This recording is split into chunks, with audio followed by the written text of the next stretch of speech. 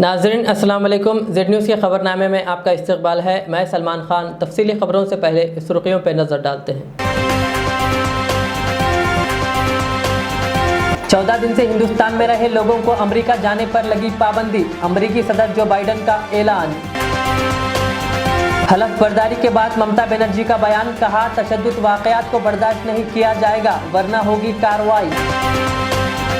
रियासती हाईकोर्ट ने हुकूमत से पूछा, वीकेंड लॉकडाउन नाफिज करने के इक़दाम क्यों नहीं किए गए। कोविड अस्पतालों में फिलहाल 62,000 बेड्स है दस्तयाब। तेलंगाना के चीफ सेक्रेटरी सोमेश कुमार का दावा। एक तरफ मुल्क कोरोना वायरस से परेशान और अस्पतालों में मनमानी पैसे वसूल करने का सिलसिला है जारी।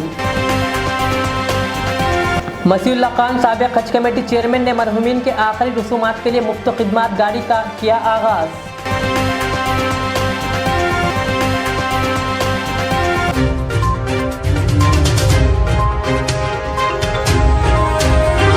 अब पेश है खबरों की तफसील। दुनिया के कई ममालिक कोरोना की जद में आकर हिंदुस्तान की मदद के लिए आगे आए हैं। अमेरिका ने कोरोना के खिलाफ जंग में जिंदगियों को बचाने के लिए ज़रूरी सामान हिंदुस्तान भेजा है। अमेरिकी सदर जो बाइडन ने प्रेस मीटिंग में बताया कि उन्होंने कोरोना के बारे में वज़ीर आज़म नरेंद्र मोदी से बात की है। बाइडन ने कहा कि हम अपनी तरफ से हिंदुस्तान की पूरी मदद कर रहे हैं। बता दें कि अमेरिका से लेकर सऊदी अरब, फ्रांस तक तमाम ममालिक हिंदुस्तान की मदद कर रहे हैं। अमेरिकी सदर बाइडन ने जुम्मा के रोज़ एक मंशूर जारी करते हुए पिछले 14 दिन से हिंदुस्तान में रह रहे लोगों के अमेरिका आने पर पाबंदी लगा दी है जो अमेरिका के शहरी नहीं है। अमेरिका ने अपने शहरियों, ग्रीन कार्ड होल्डर्स और इनके गैर अमेरिकी शरीके हयात और 21 साल से कम उम्र के बच्चों समेत मुख्तलिफ तबकों को इस सफरी पाबंदी से छूट दी है। ये सफरी पाबंदी गैर मुअय्यना मुद्दत के लिए नाफिज की गई है और इस सिलसिले में सिर्फ सदर के अगले मंशूर के साथ ही यह ख़त्म हो सकती है। We're helping India significantly. I spoke to Prime Minister Modi. What he needs most is he needs the material and the parts to be able to have his machines that can make the vaccine work. We're sending him that. We're sending him oxygen. We're sending him a lot of the precursors. So we're doing a lot for India. With regard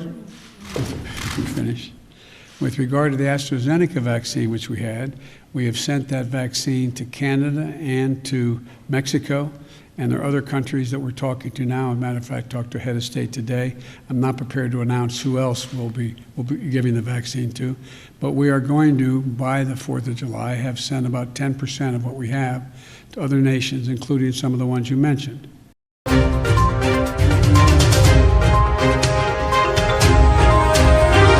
RBI ने Covid से मुताल्लिक़ infrastructure से वाबस्ता कंपनियों, दीगर और आम लोगों को सस्ता खर्च मुहैया कराने के लिए 50,000 करोड़ रुपए के पैकेज का ऐलान किया है जो रेपो रेट शरह पर दस्तयाब होगा।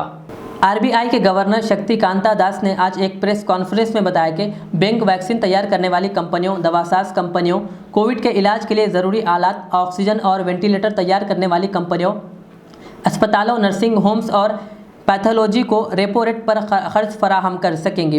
इनसे वाबस्ता लॉजिस्टिक सर्विस फराहम करने वालों के लिए भी यह कर्ज दस्तयाब होगा। इसके अलावा आम लोगों को कोविड के इलाज के लिए भी इसी ज़ुमरे में कर्ज मिलेगा। यह कर्ज तरजीही बुनियाद पर दिया जाएगा। बैंक 31 मार्च 2022 तक यह कर्ज दे सकेंगी।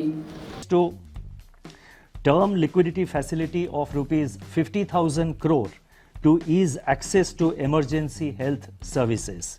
To boost provision of immediate liquidity for ramping up COVID-related healthcare infrastructure and services in the country, an on-tap liquidity window of rupees 50,000 crores, rupees 50,000 crore with tenor of up to 3 years at the repo rate is being opened till March 31st, 2022. That is March 31st of next year. Under the scheme, banks can provide fresh lending support to a wide ranging of entities including vaccine manufacturers, importers and suppliers of vaccine and priority medical devices, hospitals and dispensaries, pathology labs, manufacturers and suppliers of oxygen and ventilators, importers of vaccine and COVID-related drugs, logistics firms and also patients for treatment. Banks are being incentivized for quick delivery of credit under the scheme through extension of priority sector classification to such lending, and this facility will be available up to 31st March next year. That is 31st March of 2022. These loans will continue to be classified under priority sector till repayment or maturity. It has been decided to conduct special 3-year long-term repo operations, that is 3-year SLTRO of rupees 10,000 crore at repo rate for the small finance banks to be deployed for fresh lending of up to rupees 10.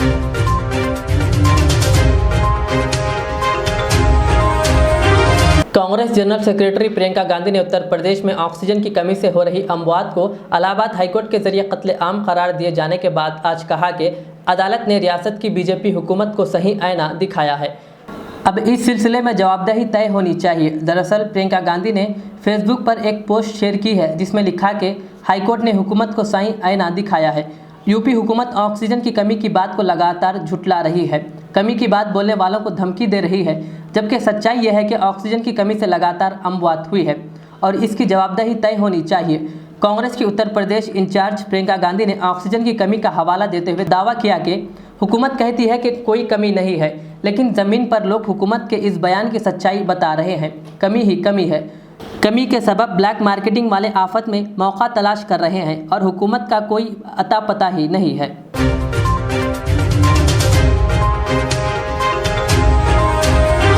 मगरबी बंगाल में होने वाले assembly इंतखाबात में शानदार जीत हासिल करने के बाद टीएमसी की सरबराह ममता बनर्जी ने तीसरी मरतबा मगरबी बंगाल की वज़ीर आला के तौर पर आज हलफ लिया।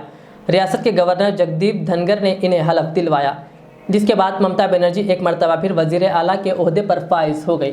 हलफ लेने के फौरी बाद ममता बनर्जी ने कहा कि कोरोना के खिलाफ जंग की इनकी पहली तरजीहात में शामिल है। इसके अलावा उन्होंने कहा कि बंगाल में अब तशद्दुद के वाक़यात को बर्दाश्त नहीं किया जाएगा। उन्होंने कहा कि बंगाल को तशद्दुद पसंद नहीं है। मैं ज़ाती तौर पर नज़्म क़ानून के मसाइल का जायज़ा लूँगी और यकीनी बनाऊँगी कि रियासत में अमन कायम हो। ममता बनर्जी ने मज़ीद कहा, मैं सभी से अमन बरकरार रखने की अपील करती हूँ। उन्होंने कहा कि अगर किसी भी पार्टी के शख्स ने तशद्दुद किया तो उसके खिलाफ सख्त कार्रवाई की जाएगी। ममता ने कहा, मैं अमन की हामी हूँ और हमेशा रहूँगी। वज़ीर आला ममता बनर्जी का मज़ीद कहना था कि नज़्म नफ्स की जिम्मेदारी पिछले 3 माह से इलेक्शन कमीशन ऑफ इंडिया के ज़ेर निगरानी थी। कमीशन ने मुतअद्दिद अफसरान को तब्दील कर दिया, जिन्हें फिर से बहाल किया जाएगा।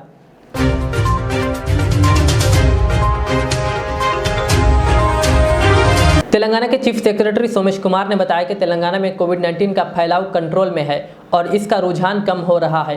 हुकूमत को लगता है कि लॉकडाउन की ज़रूरत नहीं है। ताहम काबीना मौजूदा सूरत हाल और लॉकडाउन से मुतालिक उमूर के बारे में हतमी फैसला करेगी। एक प्रेस कॉन्फ्रेंस में मीडिया से बात करते हुए उन्होंने कहा कि दीगर रियासतों के मुकाबले में तेलंगाना की सूरत हाल बेहतर है। उन्होंने कहा कि रियासत में फिर भी तिब्बी अमला अंतिक मेहनत कर रहा है और वज़ीर आला KCR कोविड-19 से मुतासिर होने के बावजूद सूरत हाल पर कड़ी नज़र रखे हुए है। सोमेश कुमार ने बताया कि हैदराबाद तिब्बी इलाज व मुआलजा बन गया है, क्योंकि दीगर रियासतों के बेशतर अफराद शहर के अस्पतालों में इलाज करवा रहे हैं। उन्होंने कहा, तेलंगाना में ऑक्सीजन और अद्वियात की कमी नहीं है। CM KCR ने ऑक्सीजन बढ़ाने का हुक्म दिया है।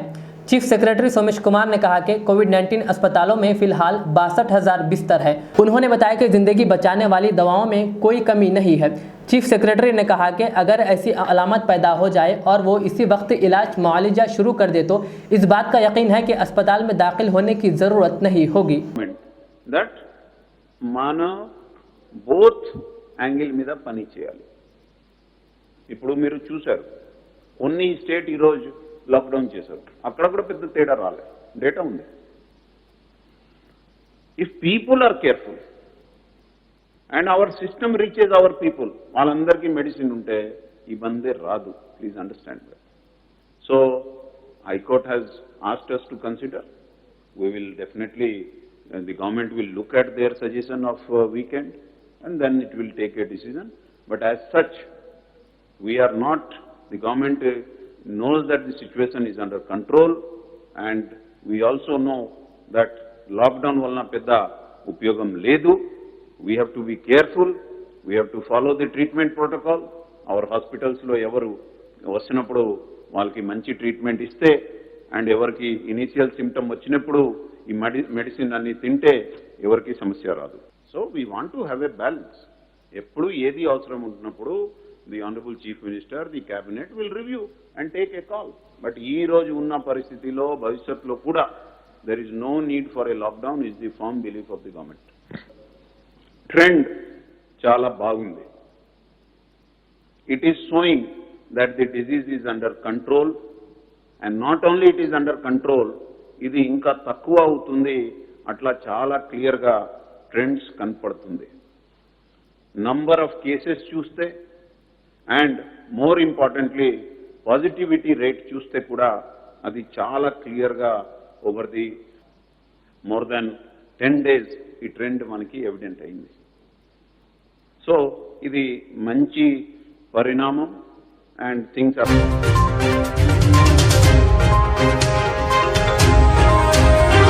तेलंगाना हाईकोर्ट ने रियासती हुकूमत से सवाल किया कि रियासत में कोरोना के मायनों की तादाद में क्यों इजाफा नहीं किया गया और कहा सिर्फ रात का कर्फ्यू नाफिज करते हुए हुकूमत अपनी जिम्मेदारी से बरी हो रही है।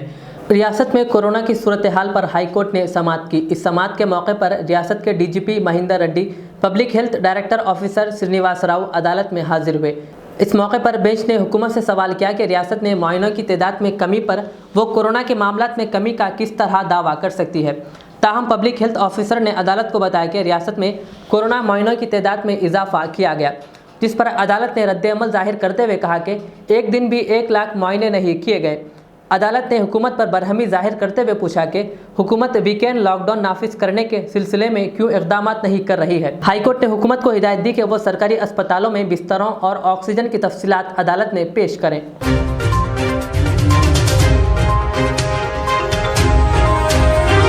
मोहम्मद मसीहुल्लाह खान टीआरएस रहनुमा और साबिक चेयरमैन तेलंगाना स्टेट हज कमेटी ने मरहूमीन की आखिरी रसूमात के लिए मुफ्त खिदमात का आगाज़ किया है। उन्होंने बताया कि हालात के तनाजुर में शहर व मुल्क में कोरोना के सबब आखिरी रसूमात अदा करने भी आवाम को परेशानी का सामना करना पड़ रहा है। उन्होंने उनके खास दोस्त की वालदा के साथ पेश आए ऐसे ही एक वाक़े को बयान किया और कहा कि वो अजर की नीयत से आखिरी रसूमात अदा करने वाली गाड़ी का आगाज़ किए हैं। बता दें कि मरहूमीन को राहत देने के साथ इस्लामी तर्ज अमल पर आखिरी रसूमात अदा की जा सके। इस गाड़ी में मैयत को कफन कपड़े के साथ गुस्ल देने की सहूलत है। मसीहुल्लाह खान ने मुख्तलिफ मुकामात पर मज़ीद सहूलत बढ़ाने की भी तजवीज़ पेश की। पहले कदम के तौर पर आज पहली गाड़ी का आगाज़ किया गया और इस गाड़ी की खिदमत हैदराबाद और सिकंदराबाद में दस्तियाब होंगी। गाड़ी के अंदर ड्राइवर के कैबिन को एयर प्रूफ पार्टीशन के ज़रिए चंबर से अलग कर दिया गया है ताकि ड्राइवर को महफूज रखा जा सके।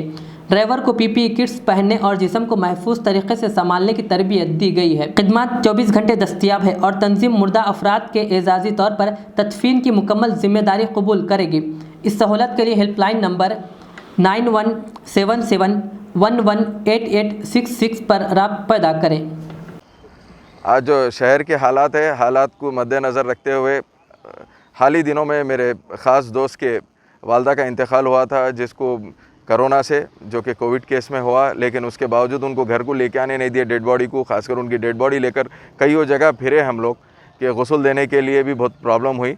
तो हम ये वजह से मेरी जानिब से ख़ासकर, क्योंकि आज भी मेरे वालदा का इंतकाल हुआ सो दिन है, ये सोचकर मैं ये गाड़ियाँ डोनेट करा हैदराबाद और सिकंदराबाद के लिए ख़ासकर, और इसके बाद भी और 2-3 गाड़ी मैं दूँगा। ये जितने भी है, ख़ासकर हिंदू मुसलमान सिख ईसाई सबके लिए हम ये गाड़ी बनाएं। अगर किसी का भी इंतकाल हुआ तो आप हमारे नईम भाई है, उनको कॉल कर सकते हैं। उनका मोबाइल नंबर भी हम ये गाड़ी के ऊपर लिखे हैं, क्योंकि मरने के बाद कई लोग अपने सोसाइटीज़ में, घरों पर डेड बॉडीज़ लेकर जाने नहीं दे रहे हैं, क्योंकि हालात बदतर से बदतर होते जा रहे हैं। तो मैं ख़ासकर आप लोगों से गुजारिश करता हूँ, जितना हो सके आप ये मोबाइल नंबर को सबको फॉरवर्ड करिए, क्योंकि ये हर किसी को ज़रूरतमंद है। कोई भी दोस्त, अहबाब, रिश्तेदार, किसी को भी अल्लाह ना ऐसा वक्त ना लाए कभी किसी के साथ। उसके बावजूद भी अगर ऐसी कोई चीज़ है, हादसा हुआ, तो हमारी गाड़ी आपके पास घर तक आएंगी। गुस्ल देने की ज़िम्मेदारी से लेकर कफ़न की भी ज़िम्मेदारी हमारी है। इंशाअल्लाह ताला हम कफ़न भी इनके साथ जो सो फ्री में हम दे रहे हैं। मैं आप लोगों से गुजारिश करता हूँ, ख़ासकर ये जो नंबर इसके अंदर दिया गया है, नईम भाई का नंबर है, जो कि अब यहाँ से ज़िम्मेदारी नईम भाई की है, नईम भाई संभालेंगे।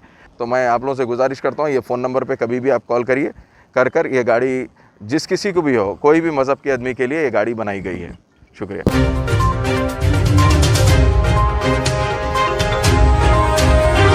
इंतहाई अफसोस के साथ ये खबर दी जा रही है कि डॉक्टर फ़खरुद्दीन मोहम्मद का इंतकाल हो गया। कुछ अरसे से उनकी तबीयत नासाज थी। वो 61 बरस के थे। डॉक्टर फ़खरुद्दीन मोहम्मद ना सिर्फ हैदराबाद बल्कि हिंदुस्तान और मुस्लिम दुनिया में जानी मानी शख्सियत थे। मैस्को के बानियों में से थे। हिंदुस्तान के तकरीबन मुस्लिम मैनेजमेंट के तहत कायम मेडिकल कॉलेजेस के क़याम में एडवाइज़र की हैसियत से उनका बड़ा अहम रोल रहा। उन्होंने दुनिया के तमाम मुस्लिम डॉक्टर्स को एक प्लेटफॉर्म्स पर जमा किया था और हैदराबाद में 2001 में आलमी तिब्बी नबवी प्रेस कॉन्फ्रेंस का एहतमाम किया था। मुसलमानों की तालीमी और माशी तरक्की के लिए इनकी खिदमत नाकाबिल फरामोश है। वो अलीगढ़ मुस्लिम यूनिवर्सिटी के मेंबर भी रहे। गुज़िश्ता 2 साल से वो मजलिस तामीर मिल्लत के जश्न रहमतुल आलमीन सल्लल्लाहु अलैहि वसल्लम की मजलिस इस्तक़बालिया के सदर नशीन की हैसियत से उन्होंने इस तंजीम में नई जान डाली थी। डॉक्टर फ़खरुद्दीन के इंतकाल पर पूरे मुल्क में सूख तारी है। इंतकाल की इत्तला के साथ मदरसा इस्लामिया रियाजुल उलूम फलकनुमा हैदराबाद के बानी व मोहतमिम मोहम्मद सिद्दीक़ अहमद क़ादरी हुसामी आसिफ अली सदर IJFF ने इजहार ताज़ियत करते हुए कहा, डॉक्टर साहब एक नामवर माहिर तालीम थे और बहुत सारे तालीमी इदारों के बानी थे। इन्हें हमेशा 21वीं सदी के सर सैयद के नाम से याद किया जाएगा।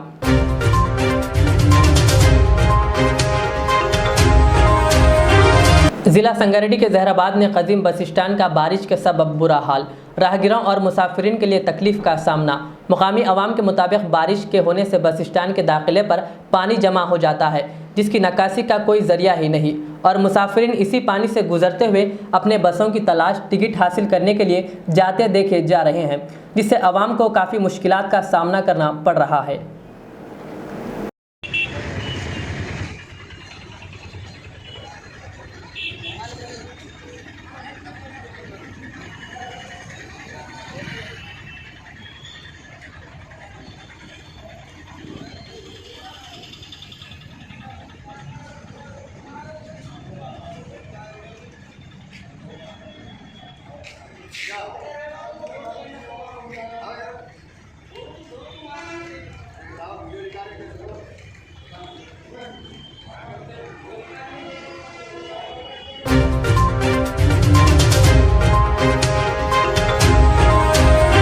एक तरफ मुल्क कोरोना वायरस से परेशान है और दूसरी जानिब अस्पतालों में मनमानी पैसों की वसूल किए जाने का सिलसिला जारी है। हुकूमत को चाहिए कि ऐसे अस्पतालों के खिलाफ कार्रवाई करे जो मरीजों से सिर्फ पैसे हासिल करने के लिए अपने दवाखानों में दाखिला ले रहे हैं। ऐसा ही एक अफसोसनाक वाकया हैदराबाद के खादरबाग में वाक़ प्रीमियर अस्पताल में पेश आया, जहाँ मरीज को 21 अप्रैल को दवाखाने में शरीक कराया गया था। घर वालों ने इल्ज़ाम लगाया कि अस्पताल में सही इलाज नहीं हो रहा है, सिर्फ पैसे वसूल किए जा रहे हैं। मरीज के घर वालों ने बताया कि 5 लाख से ज़ायद का बिल अदा करने के बावजूद अचानक दूसरे दवाखाने को ले जाने के लिए कहा जा रहा है, जिस पर नाराज़ अरकान ख़ानदान ने ऐसे अस्पतालों से अलर्ट रहने का मशवरा दिया।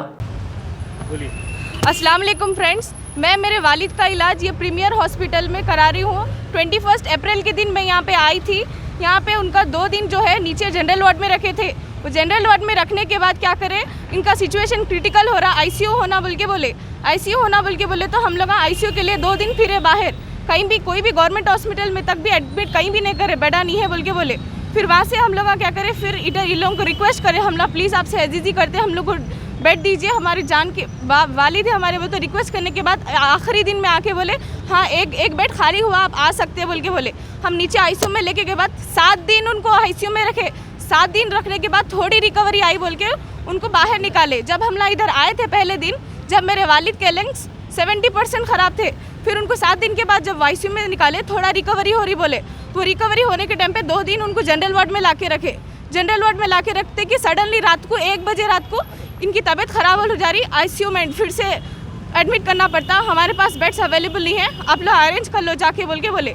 हम लोग 2 दिन 3 दिन से, ये मेरे भाई है, ये मेरे भोने है, इला 3 दिन से बाइकों पे फिर के हर एक दवाखाना को फिर रहे, कहीं भी बेड नहीं मिल रहा। फिर उसके बाद में सुबह 6 हो गई, इन्हों हमारे बहन आके बोले, रिक्वेस्ट करे कुछ भी दूसरे एंटीबायोटिक्स ट्राई करो, लंग्स खराब हो रहे ना बोल के बोले। डॉक्टर्स को इन्फॉर्म करो बोले तो जब लोग एक्शन लिए, जब बोले तो थोड़े हाई डोज के इन्फेक्शन दे रहे, फिर हम लोग क्या करें, हाँ तो फिर हम आपको बोले लेके जाओ ICU में। बोले तो अच्छी बात है, ठीक है, बिल बोलो कितना हुआ बिल, हम लोग उतना क्लियर करके जाते। बोले तो एक रात पूरी बिल को लगाए, उसके वजह से एक दिन खराब हुआ, हमारा बेड था 100 वाला चले गया, ठीक है बिल क्लियर कर लेंगे, रात को सुबह निकलेंगे बोल के रात के टाइम पे 5 लाख का बिल बनाए। 5 लाख का बिल रात को बनाए तो सुबह के भी थोड़े बनना पड़ता, बोल तो फिर 5,000 अलग बने। 5 लाख 5,000 उनको बनने के बाद में हम लगा सुबह में 11:30 को ये प्रीमियर हॉस्पिटल से निकल के उस्मानिया हॉस्पिटल को गए। उस्मानिया हॉस्पिटल में बेड नहीं है, नहीं लेते बोले तो फिर वहाँ से TIMS Telangana institute of medical science वो हॉस्पिटल को गए। वहाँ पे जाने के बाद में वो लोग हम बोले हम नहीं लेते, बेड्स अवेलेबल नहीं है। एम्बुलेंस में फिर रहे हम लोग आई प्रीमियर हॉस्पिटल की, एम्बुलेंस का चार्जेस 3000 लिए उन्होंने। वहाँ से गए बाद में फिर हम केयर हॉस्पिटल को आए। केयर हॉस्पिटल को आए बाद में वो लोग हम बोले हम लोग 1 दिन के 10,000 लेते बोले। वहाँ से निकल के हम लोग कहीं भी रास्ता नहीं मिला। हर चीज़, हर व्हाट्सएप बुक फेक है पूरे। ऑक्सीजन सिलेंडर्स पूरे फेक है, कुछ भी नंबर दे रहे सब पूरे फेक है व्हाट्सएप के। हम लोग हर चीज़ से कोशिश करें, कहीं भी नहीं मिला हमको नंबर। ऐसी मदद नहीं है जहाँ से हम नहीं मांग रहे, भीख मांग रहे, कहीं भी बेड नहीं मिला हमको। फिर हम लोग रिटर्न यही चाहे, सपोर्ट भी नहीं है, बट ये लोग समझ रहे भी नहीं। और अभी 2 घंटे में 4,000 मांग रहे हैं लोग, और पेशेंट को कुछ ट्रीट ही नहीं करे। सिस्टर मंडरा रही ही नहीं, कुछ भी नहीं है लोग, कुछ भी नहीं है। मेरे वालिद को बस ऑक्सीजन लगाए, ऑक्सीजन लगा के बोलते हैं ट्रीट। नर्स चार्जेस कितने हैं? 500 है। Consultancy 600। Do you ever know consultancy? Doctor की कंसल्टेंसी कितनी होती है? 600 है। चलो कंसल्टेशन है तो कंसल्टेशन के लिए डॉक्टर ट्रीट करता भाई। उनको एंटीबायोटिक दे रहे ही नहीं थे। उनके 3 टाइम के एंटीबायोटिक थे, 1 टाइम के 4000 थे। 4000 का एक एंटीबायोटिक था, दिए ही नहीं। दोपहर का नहीं दिए, शाम का नहीं दिए, लंच नहीं दिए मेरे फादर को। फिर किस चीज़ की फीस मांग रहे भाई आप लोग? क्या बोलना चाह रहे हैं? फाइनली हम लोग ये बोलना चाह रहे हैं कि इतना गंदा हॉस्पिटल है, और यहाँ के डॉक्टर्स के नाम में मैं बोलती हूँ, मैं शाइस्ता है वो डॉक्टर, और जो ओनर है वो सिद्धार्थ है ना, डॉक्टर सिद्धार्थ मर्दा एक नंबर का धोखेबाज और ईगो पर्सन है। रेस्पेक्ट नहीं है, मैनर्स नहीं है उसको। बस गिर रहे तो भी उनके सामने उन्होंने चिल्ला रहे, हमारे चिल्ला रहे, हम लोग के साथ आर्गुमेंट कर रहा बंदा। बोलना चाह रहे हैं कि डॉक्टर्स की लापरवाही है, बहुत लापरवाही। और वो क्या नाम है, रब बोल के नाम है, रब, डॉक्टर रब बोल के, इतना एटीट्यूड पर्सन है। नॉर्मली पेशेंट अगर सामने ठहरे हुए बिल बात कर रहे भाई कुछ तो मदद करो, बोल तो उन्होंने नॉर्मली अपने पर्सनल कॉलम पे लगे हुए हैं सबके सब, कुछ रिएक्ट नहीं कर रहे, कुछ एक्शन नहीं है। हम यहाँ पे पूरे हॉस्पिटल में फिर के यहाँ पे 1:30 बजे आए हम लोग, दोपहर के 1:30 बजे। मेरे बाबू सिर्फ एक इडली खा के थे सुबह में, यहाँ पे आके इमरजेंसी रूम में रखे उनको। इमरजेंसी रूम में रखने के बाद 3 बजे 3:30 बजे एक नर्स आए, चिट्ठी ले के आए उन्होंने। कितने हज़ार की? 6000 की। खाली 2 घंटे में 6000 की चिट लेके आए। 500 रुपये का मास्क करते, कंसल्टेशन करते 12,500। हम कहाँ से लाना? आके दिए, वहाँ पे जाके बनो बोल के बोले। हम ना बोले ट्रीटमेंट ही नहीं हुआ, इमरजेंसी में रखे, खाली ऑक्सीजन लगा के रखे उनको। Okay right now what you want to tell Telangana government?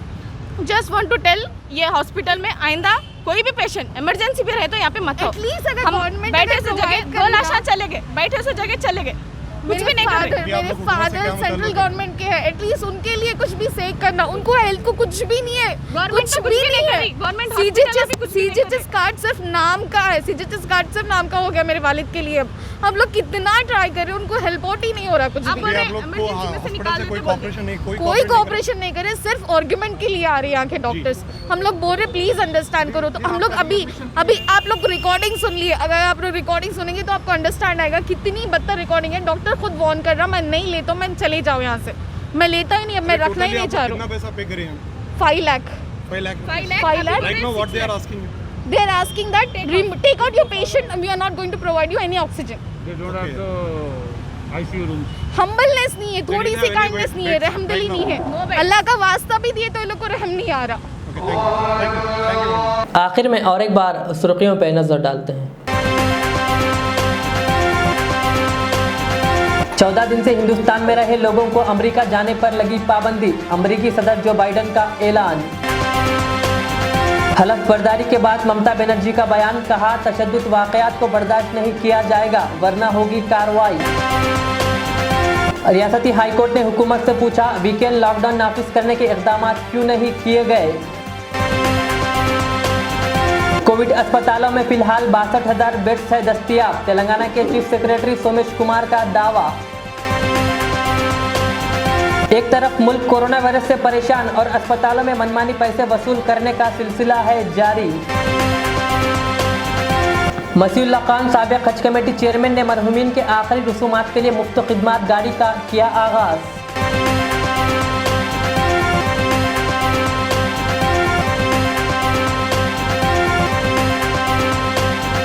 ये थी आज की दिन भर की हमारी खबरें। मुझे इजाज़त दीजिए। हमारे जेड चैनल को यूट्यूब पर सब्सक्राइब, फेसबुक पर लाइक शेयर ज़रूर करें। अल्लाह हाफ़िज़।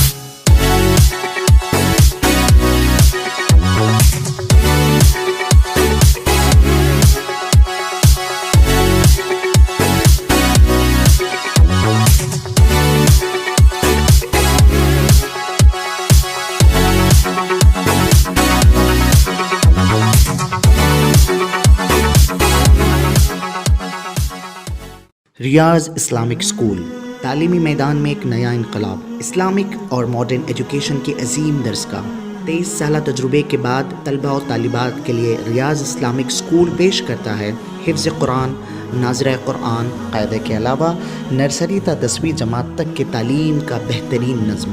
बच्चों के लिए हॉस्टल की सहूलत, मुस्तहिक़ तलबा के लिए खुसूसी रियायत, तलबा और तालिबात के लिए अलहदा क्लासेस के माकूल नज़्म, खुसूसी computer classes, hardware and software training, बच्चों में तहरीर और तकरीरी सलाहियतों को उजागर करने के लिए हफ्तावारी प्रोग्राम, काबिल और मुशफ़िक़ असातिज़ा इकराम की निगरानी में बेहतरीन तालीम नज़्म। सुबह 8 बजे तक शाम 4:30 बजे दाखिले जारी हैं, उजलत कीजिए। Riyaz Islamic school, opposite lane, new SR petrol pump, Wattapalli, Hyderabad. Al Riyaz tours and travels नज़द Riyaz health care clinic, Mustafa Nagar, Falaknuma, Hyderabad. Air ticketing international और domestic, visa endorsement, immigration, passport दाखिल करने में ताउन, विजिट वीजा और उम्रा वीजा के लिए हमसे रब्त करें। वेस्टर्न यूनियन और मनीग्राम के साथ साथ दीगर सहूलियात भी मौजूद। Proprietor Mohammed Riyaz Ahmed, Al Riyaz tours and travels. खिदमत का मौका दें, आपका इत्मीनान हमारी कामयाबी। आदाब नाजरीन, मीर मुस्तफ़ा ज्वेलर्स आपकी खिदमत में जदीद ज़माने के नई जेवरात का शानदार कलेक्शन पेश करते हैं। नेकलेस, रानीहार, चूड़ियाँ वगैरह का शानदार कलेक्शन 916 हॉलमार्क के साथ मीर मुस्तफ़ा ज्वेलर्स, रूबरू कदीम ACP ऑफिस, दबीरपुरा, हैदराबाद। हमसे ज़रूर राब्ता करें 0405518812 मैं के अमार हूँ। सन 1995 में मुझे एक अजीम मकसद के लिए कायम किया गया। मुझसे कई हजार अमीर और गरीब खानदान जुड़े हुए हैं, जिन्होंने अपने ख्वाबों के महलों से मुझे सजाया। मैं अपने चाहने वालों को तरक्की याफ्ता शानदार इलाकों में आबाद करने के लिए मशहूर हूँ। अब आपकी खिदमत में तेहरान गाह के दामन में काफी वसी व अरीज खूबसूरत कॉलोनीज लाया हूँ। आपकी पसंद, आपकी सहूलत, मेरी खिदमत सिर्फ 4 लाख से 8 लाख के दरमियान। मुझसे जुड़ें और अपना भी ख्वाबों का महल बना लें और तरक्की को अपना मुकद्दर कर लें। यूं जमीन पे बैठकर क्या आसमान देखता है, परों को खोल जमाना उड़ान देखता है। के अमार का सदर दफ्तर आरामगढ़ चौराहे पर मौजूद है।